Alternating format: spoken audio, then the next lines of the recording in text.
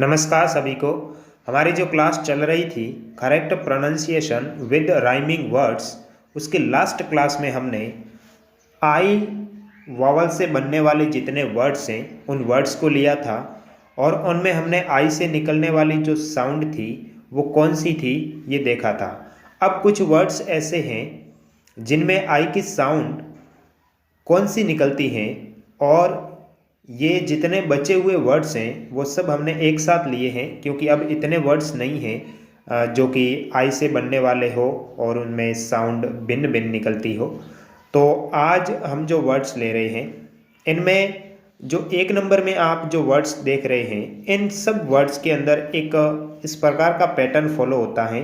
वो होता है आई के बाद आर आता है और जब कभी भी वर्ड के बीच में आई के बाद आर आ जाए तो ये दोनों मिलकर के एक लंबे अ की साउंड का निर्माण करते हैं।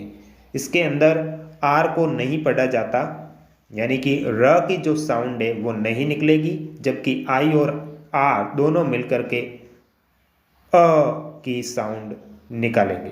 तो ऐसे जितने वर्ड्स हैं पहले हम इनको ले लेते हैं, फिर बाकी बचे हुए जिसमें आई की साउंड कौन सी निकलती है उन्हें लेते हैं।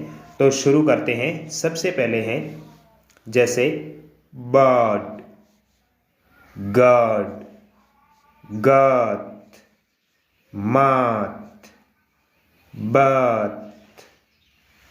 इसी प्रकार shot, skirt, dot, girl, swirl, twirl, wall, skirt, shark, duck,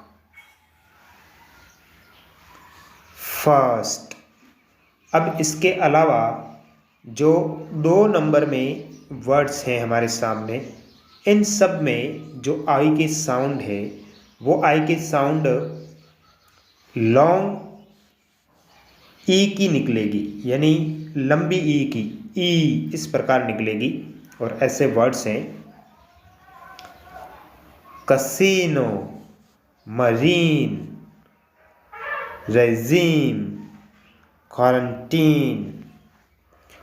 इसी प्रकार 3rd नंबर में जो वर्ड्स हैं इनका विशेष ध्यान रखना है। इनमें जो पैटर्न फॉलो हो रहा है वो पैटर्न है आई के बाद कोई एक कॉन्सोनेंट आ सकता है, यानी कि इसमें तो आर ही ज़्यादातर आता है और उसके बाद ई आता है। इनके अंदर जो आई की साउंड है वो आई की न लेकर के आई अ की लेनी है। जैसे लास्ट वीडियोस में हमने ऐसे वर्ड्स लिए थे जिनके अंदर आई के बाद कोई एक कॉन्सोनेंट आकर के फिर ई आ जाए तो उसमें आई को आई पढ़ा जाता है अपने मूल रूप में। उसी प्रकार इसके अंदर भी आई को आई पढ़ा जाएगा, लेकिन आई के साथ इन वर्ड्स में आई अ छोटी एक अ की साउंड भी ऐड हो जाएगी। तो ये वर्ड्स इनको इस प्रकार प्रोनाउंस करेंगे dire, mire, wire, hire, fire, spire, desire, umpire, empire, expire.